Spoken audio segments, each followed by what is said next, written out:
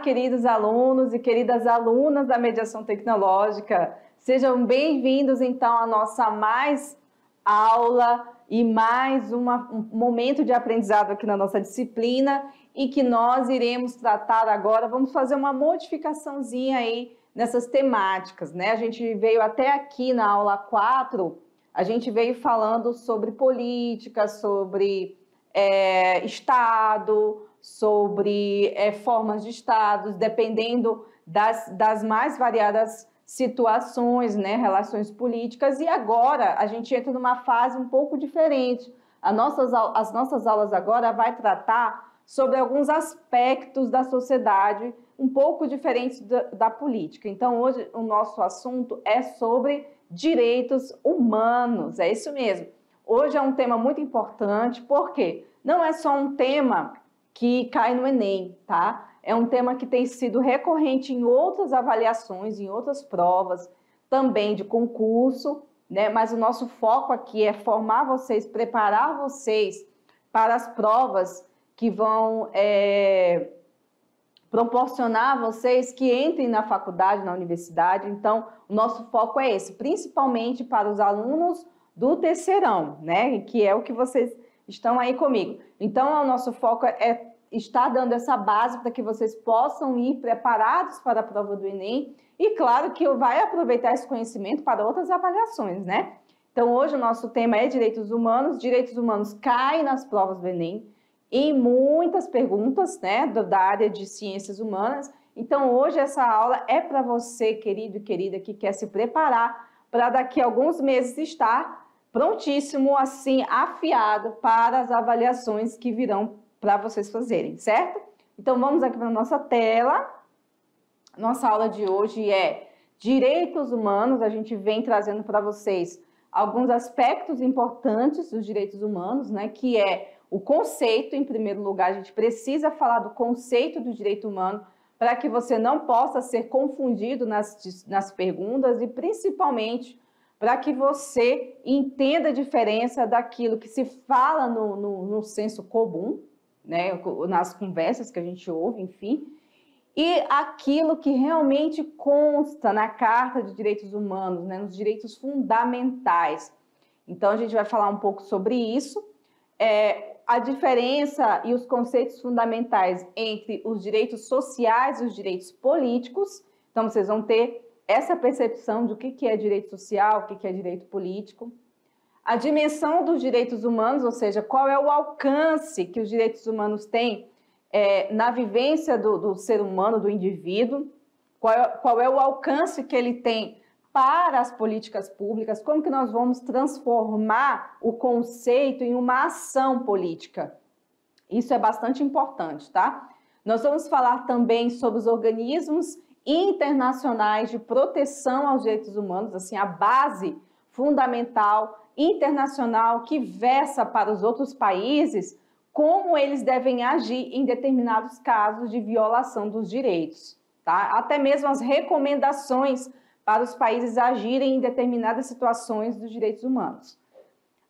E aí a gente vai finalizar a nossa aula falando de direitos humanos na atualidade, o que tem sido um desafio, um verdadeiro desafio para os direitos humanos. E aí a gente vai trabalhar um pouco algumas questões também que caem nas provas do Enem, mas também de vivência da realidade que nós verificamos, né? Que é o racismo, a xenofobia, as migrações, entre outros temas, ok? Então a aula hoje é bastante recheada aí de coisas para a gente falar. Bom, então vamos lá, né? Vamos lá, arregaçar as mangas, pegue um caderninho de anotações e vamos falar sobre Human Rights, que é a mesma coisa que direitos humanos, né? Vamos então começar falando do conceito, o que é o direito humano, para que a gente possa então desenvolver esse conceito nas outras premissas, nas outras questões que vêm antes da gente discutir as ações, né? A gente primeiro tem que pensar o conceito geral. Então, vamos para o conceito geral? Vamos ler comigo, então, aqui, ó. Os direitos humanos são direitos inerentes, tá? Inerentes a todos os seres humanos, independentemente da nossa nacionalidade, do local de residência, do sexo, da origem nacional ou étnica, cor de pele, né? Religião, idioma ou qualquer outro status. Todos nós somos igualmente titulares dos direitos humanos, sem discriminação. Esses direitos são todos interrelacionados, interdependentes e indivisíveis. Gente, vamos prestar atenção que tem muita informação aqui. Primeiro, os direitos inerentes, isso quer dizer que o direito está ali a partir do momento que você existe, né? O fato de você existir já lhe dá esse status de ter o direito humano, de ser cidadão, de ser cidadã, né? Outra questão também que é interessante é que não há uma distinção de qualquer natureza para que a pessoa seja, né, tenha esse direito. Então, independente se ela mora aqui na África, nos Estados Unidos, na Ásia, se ela é branca, se ela é negra, se ela é indígena, se ela não é, né, se é a origem que ela veio. Então, qualquer status não interfere no fato de você ter ou não direito humano. Outra coisa também que é interessante discutir aqui é que ele não tem discriminação, não deve ter, né, a origem do direito humano não deve ter discriminação. E também eles são interrelacionados, interdependentes e indivisíveis. Isso aqui, ó, a gente vai estudar já mais à frente, quando a gente fala de direitos humanos. Interrelacionados, interdependentes e indivisíveis. Isso é um fato importante para a gente discutir aqui mais à frente, tá? Bom, aqui é só uma imagem para a gente elucidar que o direito humano, quando a gente fala de ser igual para todos, é sobre toda essa diversidade que nós vemos aí. Então, assim, o Brasil é um exemplo do tamanho da diversidade que nós temos. Tanto uma diversidade étnica, como uma diversidade cultural, uma diversidade política, uma diversidade que se vê na cara das pessoas, né? O interessante é isso, que a diversidade, ela está estampada nos nossos rostos. Então, tem pessoas aqui que são descendentes de indígenas, de negro, de pessoas da Europa, né? Então, a gente tem toda essa diversidade que dificilmente a gente encontra em outros lugares. O que isso faz de nós um povo muito rico. Isso é muito bom, isso é muito interessante.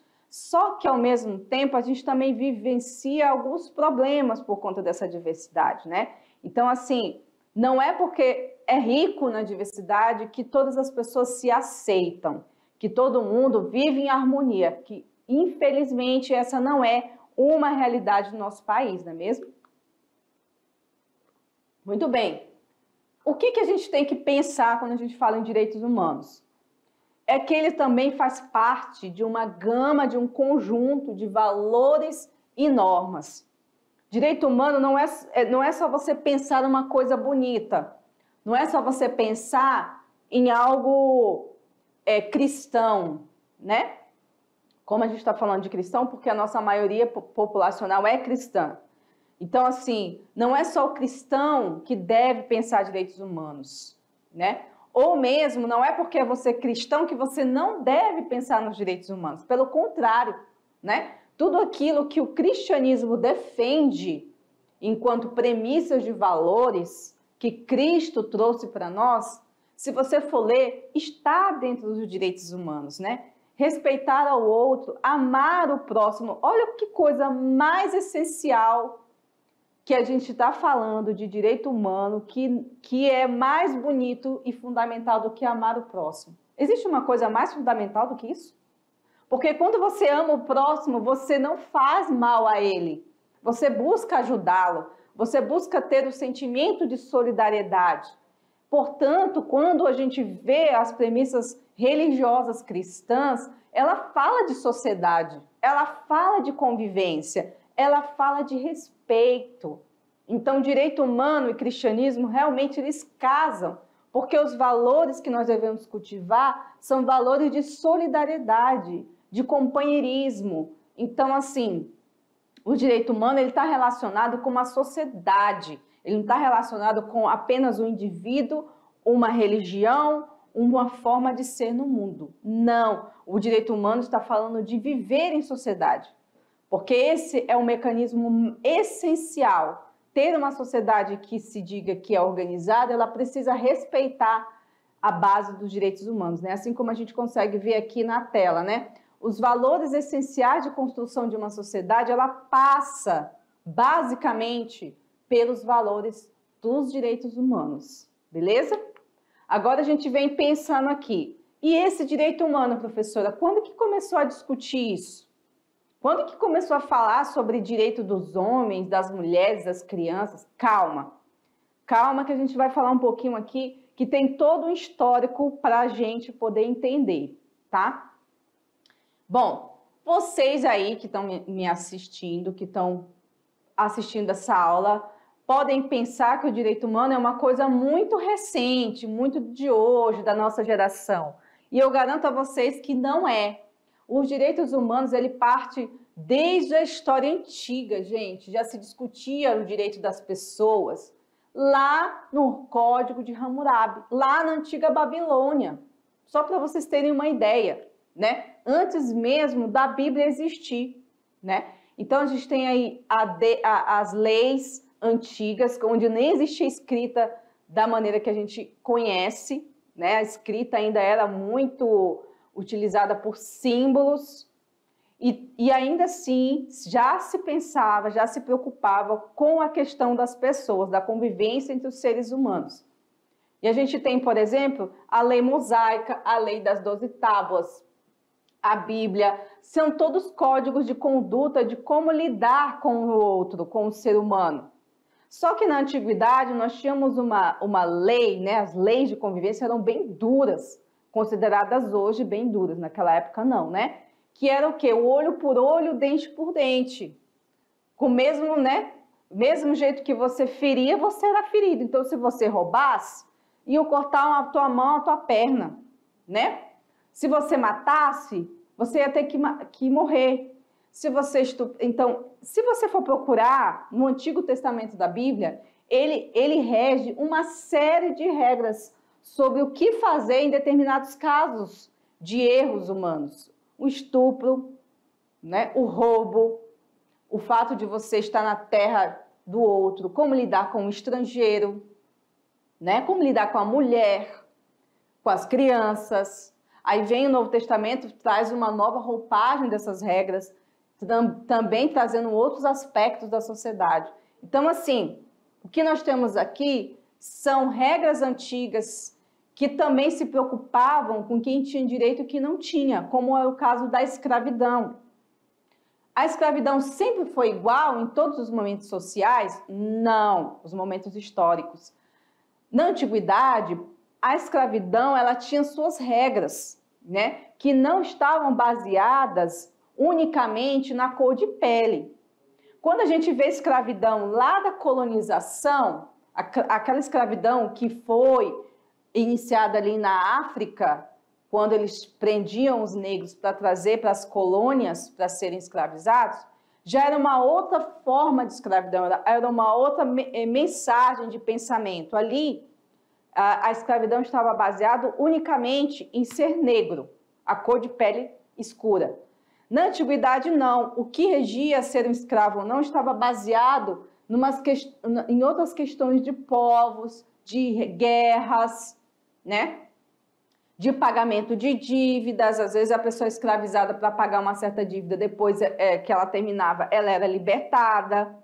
Os escravos tinham alguns direitos, coisas que na escravidão negra não tinha, né? Era tratado como pior do que um animal. Então, assim, havia regras para se ter um escravo. Não estou dizendo que era bom, nem era provável, tá? Só estou dizendo que era diferente, tá certo?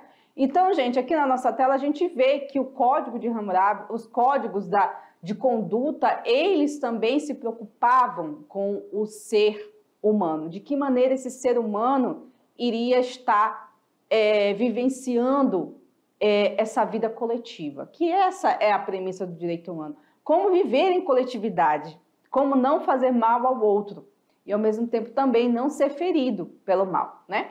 Bom, aqui nos direitos da Idade Moderna, pré-moderna e Idade Média, o direito humano passava, então, por um filtro. Que filtro era esse, gente? Era o filtro da religião. A religião, então, principalmente a religião cristã católica, que era a única igreja que existia naquela época, né? Institucionalizada, ela regia os códigos de conduta, o que se pode e o que não se pode fazer. Era a Igreja Católica que determinava. Portanto, essas condutas elas tinham que ser aprovadas pela Igreja. Todas as pessoas elas tinham obrigação de ser católicas. Se não fossem, já era visto de uma maneira diferente, né? Se duvidasse, até era perseguido pela Igreja se você não fosse católico. Porque para eles, a única salvação para a alma possível passava pela Igreja Católica, tá? Então, assim, esses temas dos direitos humanos, direitos, tinha muito mais a ver com uma questão espiritual, né? Com uma questão institucional da própria igreja. A gente tem também a Carta Inglesa, que versava também sobre os direitos humanos, lá em 1215, né? Olha só quanto antigo é essa discussão, né? E aí a gente teve vários eventos sociais, históricos, que trabalharam, né, que versaram sobre os direitos humanos, que deram essa relevância e que realmente foram necessárias. Uma foi da independência norte-americana, no século XVIII, né, que trouxe a discussão sobre os direitos humanos também. A Revolução Francesa, os ideais da Revolução Francesa também são os ideais básicos dos direitos humanos, liberdade, né? Fraternidade. Tem uma outra que eu esqueci agora, mas eu vou lembrar. O Manifesto Comunista traz algumas premissas, principalmente do trabalho, né? Relacionado à liberdade do trabalhador, né? E o básico para que ele pudesse sobreviver. A Constituição Mexicana, de 1917, a Constituição de Weimar, em 1919, e, por fim, a Declaração Universal dos Direitos Humanos, de 1948, que foi adotada após a Segunda Guerra Mundial pela Assembleia das Nações Unidas, né? Essa que é a principal, que hoje rege, né, vários documentos importantes quando a gente se discute ações e políticas em relação aos direitos humanos, né? Nós temos aí a ONU que rege isso tudo, né, que tenta fazer esse diálogo entre os países para tratar desse tema, ok? Pois então, agora nós vamos discutir as características dos direitos humanos. Quando a gente fala de direitos humanos, existe um fator, vários fatores inclusive, né, que a gente precisa prestar atenção, e você que está aí assistindo tem que entender que isso cai em prova. Então, quando a gente fala dos direitos humanos, não é só uma questão de achar o tema bonito, não. É porque realmente ele é um tema necessário, tá? Bom, vamos começar aqui com uma característica importante, que é ser um fato histórico, né? O direito humano, ele não é um direito que nasceu e está hoje do mesmo jeito que nasceu. Por que eu estou falando isso, gente? Quando a gente começou lá no Código de Hammurabi, passou pela lei mosaica, passou pela Idade Média com a religião católica, passou pelas constituições dos estados, passou pelas Primeira e Segunda Guerra Mundial, a gente teve uma série de modificações. Tanto de questão de universalidade desses direitos, como, por exemplo, quem poderia ser cidadão, cidadã desses direitos? Homens brancos, homens negros, mulheres, crianças, estrangeiros, refugiados. Tudo isso, gente, foi sendo modificado ao longo de cada período histórico. Quer dizer o quê? Que os direitos humanos são históricos, quando a gente fala disso, é porque ele modificou-se com o tempo. Antigamente, né? Antigamente, a gente falava de direitos humanos com uma coisa mais centralizada em determinadas pessoas. Hoje a gente já abre os direitos humanos falando das diferenças de pessoas que não eram nem vistas como seres humanos, de pessoas que não eram nem vistas como cidadãs, como pessoas importantes para a sociedade. Então, basicamente, os direitos humanos mudam de acordo com as necessidades que a sociedade nos apresenta, as necessidades que aparecem nos conflitos. Cada conflito que se passou diante da sociedade, foi necessário novos diálogos, novos paradigmas, novas questões a serem resolvidas, né? Então, sempre o direito humano vai sendo modificado. Quando a gente discutir, talvez, os direitos humanos daqui a uns 50 anos, outros temas, com certeza, serão colocados em xeque. Talvez os temas que a gente está falando hoje já tenham sido superados e a gente vai estar falando de outros importantes, né? Então, aqui na tela, a gente vê que o direito humano é um direito histórico, a característica deles é a historicidade, a capacidade que ele tem de se modificar com o tempo e com as necessidades. Mas ele também é universal. Por que ele é universal, galera? Porque todas as pessoas, a partir do seu nascimento, até mesmo dentro do ventre, né? Que a gente discute muito o direito do nascituro, ou seja, aquela criança que está no ventre e que ainda não nasceu. Ela tem direito? Sim ou não? E aí, gente, o que vocês acham? É uma discussão polêmica porque se fala da vida, da concepção da vida, fala-se de aborto, fala-se de uma série de coisas. Tá vendo como o direito humano é complexo? Então, assim, desde o momento que essa criança é concebida até o momento do seu nascimento e depois que nasce, cresce, quais são os direitos que ela tem, né? E ela é, então, sujeita de direitos em todas essas situações. Quando a gente fala disso, a gente fala da característica de universalidade, né? De todas as pessoas, ok? A gente também tem aqui, ó, os direitos indivisíveis. O direito humano, ele é indivisível, por quê, gente? O que quer dizer isso?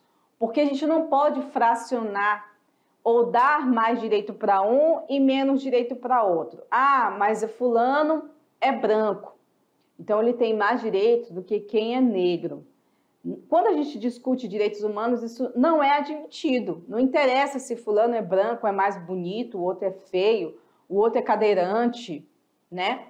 A outra pessoa tem mais posses ou menos posses. Quando a gente discute direitos humanos, como eu disse para vocês, é universal e também é indivisível. A gente não pode fracionar, a gente não pode dar algo a mais para o outro e deixar o outro com menos. Se a gente faz isso, nós estamos fazendo o quê? Nós estamos infringindo, nós estamos deixando de cumprir o básico dos direitos humanos, né? Isso existe? Pode existir em algum momento, mas não é o certo. A gente está falando o quê? De premissas. Não estou falando de prática. Prática é outra coisa, tá? Outra característica dos direitos humanos é que ele é inalienável. O que é inalienável, gente? O que quer dizer isso? Quer dizer que eu não posso transferir o meu direito para o outro, né? Eu não posso dar, por exemplo, assim, as instituições bancárias, por exemplo, eles colocam bem claro que as senhas pessoais, elas não podem ser transferidas, ela é inalienável. E eu também não posso vender, não posso terceirizar, é a minha responsabilidade. Então, assim, eu não posso transferir esse direito, eu não posso vender, vou vender o meu direito à vida aqui para fulano.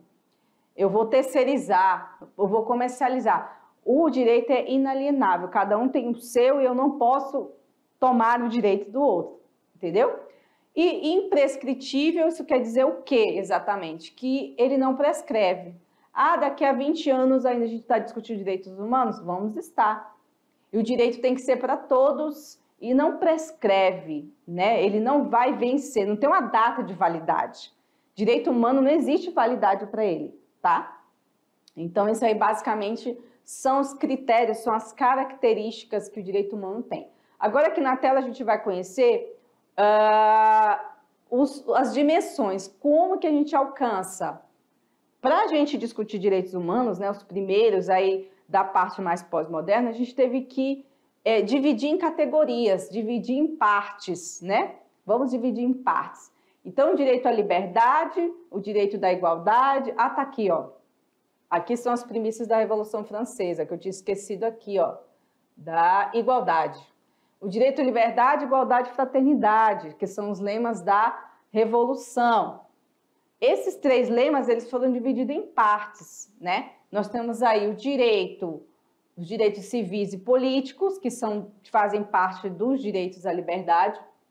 Nós temos o direito à igualdade, que está na categoria dos direitos sociais. E nós temos o direito à fraternidade, que está na categoria dos direitos coletivos. Agora a gente vai conhecer melhor cada um deles. Bom, dos direitos da primeira dimensão, que são os direitos à liberdade, ele é um dos direitos mais importantes que nós temos enquanto direito humano. Porque sem liberdade, nada pode ser mais fundamental para o ser humano do que ter o direito à liberdade. Então, esse direito está relacionado com o pensamento liberal burguês.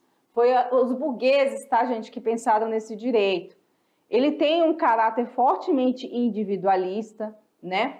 Aparece também como uma esfera de atuação do Estado e ele está demarcado na zona de não intervenção sobre as liberdades do indivíduo, liberdade de ir e vir, liberdades de crença, liberdade de pensamento político, liberdades de iniciativa, né? Então, o indivíduo ele tem que ter essa garantia. A nossa Carta Magna, né, a Constituição, no seu artigo 5º, ela fala exatamente desses direitos aí que nós estamos discutindo. Um deles, fundamentais, né, que está dentro da nossa Constituição, é o direito à liberdade, né? Isso está configurado na nossa Carta Magna.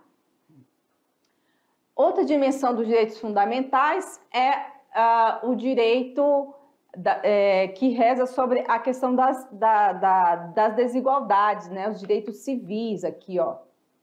Os direitos sociais, desculpa, o direito civil está na primeira dimensão. Os direitos sociais estão relacionados ao quê? A proporção, né? A promoção, na verdade, das condições mínimas de vida para todas as pessoas, o que seria algo que não devia nem estar sendo discutido mais, né? Esses direitos sociais estão relacionados à questão econômica e cultural, né? O que o Estado tem que buscar é sempre diminuir as desigualdades sociais e proporcionar proteção aos mais fracos. Tipo, tem gente que fica revoltada, mas vai fazer política para pobre tem que trabalhar, né? E muitas dessas pessoas não teve a oportunidade de estar empregado, ter seu emprego, porque a gente vive numa sociedade que tem problema muito fácil, né, muito forte do desemprego. Então, os direitos sociais é para garantir que essas pessoas também não passem fome, não passem necessidade, que é um dos grandes problemas do Brasil. A pobreza nunca deixou de existir, né? E nos últimos anos tem sido mais intensa ainda. Então, a gente vê que os direitos sociais, eles são importantes numa sociedade como a nossa, de graves problemas de desigualdade social, né? Então, isso é um problema que a gente ainda precisa enfrentar. E, por fim, os direitos à fraternidade está relacionado aos direitos que englobam, né? Uma vida saudável, um ambiente equilibrado, uma qualidade de vida, um progresso, a paz, a autodeterminação dos povos, né? Então, quando a gente fala de meio ambiente, né, de desmatamento, de busca por liberdades, não consumimos alimentos com agrotóxico, tudo isso, gente, está relacionado a um direito humano, né? Você quer comer veneno para depois ficar doente e morrer proveniente dessa doença? Não, ninguém quer. Então, uma das brigas que há, né, dentro dos grupos de direitos humanos é para que as pessoas possam comer mais saudável possível, para que ela possa ter uma vida mais longa, né? Então, esse também é um dos direitos da terceira geração, que é os direitos à fraternidade, tá bom? Marquem aí no caderninho de vocês, tá? Bom, aí a gente vem então para a organização social, uma organização que trouxe, né, que traz essa centralização da discussão dos direitos humanos no mundo, que é a ONU, Organização das Nações Unidas. Na Organização das Nações Unidas, né, que começou após a Segunda Guerra Mundial, e a data, né, de início foi em 24 de outubro de 1945, ela foi fundada por 51 países, entre eles o Brasil, né? Geralmente, quando tem uma reunião internacional da ONU, o Brasil geralmente é o primeiro país a abrir a reunião, é o primeiro país a falar. Então, o representante brasileiro, o presidente, a presidente, sempre vão ser os primeiros a falar na reunião da ONU. Pelo menos é uma prática até hoje, né? Bom, quais são os objetivos da organização? Uma delas é preservar gerações futuras dos flagelos das guerras, dado o exemplo de como ocorreu ali a Segunda Guerra Mundial, então é um dos seus objetivos, né? Reafirmar a fé nos direitos fundamentais do homem e na dignidade da pessoa humana, né? Está sempre em pauta a discussão da dignidade humana.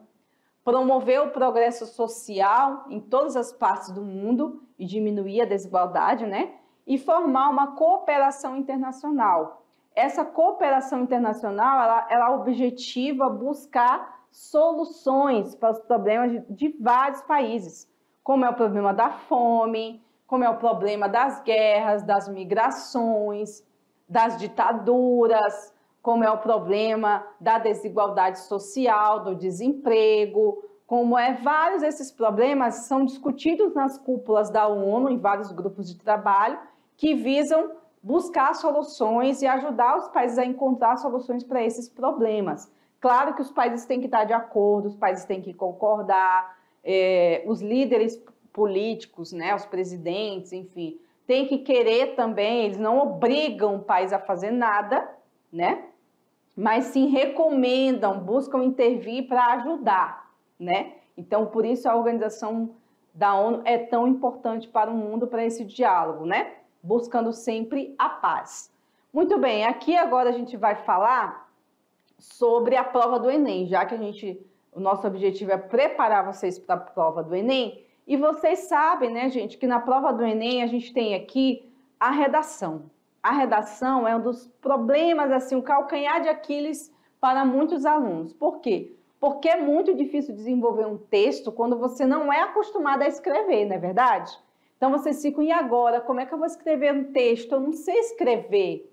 Ou então, como é que eu vou desenvolver esse tema? Né? E grande parte dos temas que caem no Enem, gente, sempre envolvem problemas e características, situações dos direitos humanos. Por isso eu trouxe nesse slide para vocês essa questão para vocês entenderem. Gente, isso aqui eu peguei, tá? De temas e de dicas que se dão.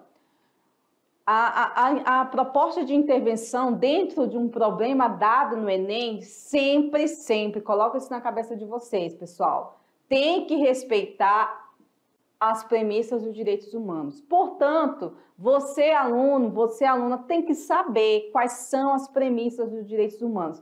Senão, como é que vocês vão escrever um texto, né, de intervenção? Porque sempre em todo o texto, no final, você tem que trazer uma determinada solução para o problema. Só que essa solução não pode ir contra os princípios dos direitos humanos. Se você fizer isso, tá? Só dando um exemplo, se vocês fizerem isso, vocês podem sofrer problemas, né? Vocês vão perder pontos, pode até não zerar a questão, mas vocês vão perder muitos pontos. Então, a nota de vocês vai cair lá para baixo, tá? Então, de acordo com o Manual de Redação do Enem, quando o participante apresenta a sua proposta de intervenção, deve respeitar os direitos humanos, ou seja, não romper com os valores da cidadania, da liberdade, da solidariedade e da diversidade cultural, tá? Então, vocês não devem estar escrevendo qualquer coisa achando que vai ser aceito porque vocês acreditam ser o certo, tá? Vocês precisam se atentar para essas questões, tá? São muito sérias.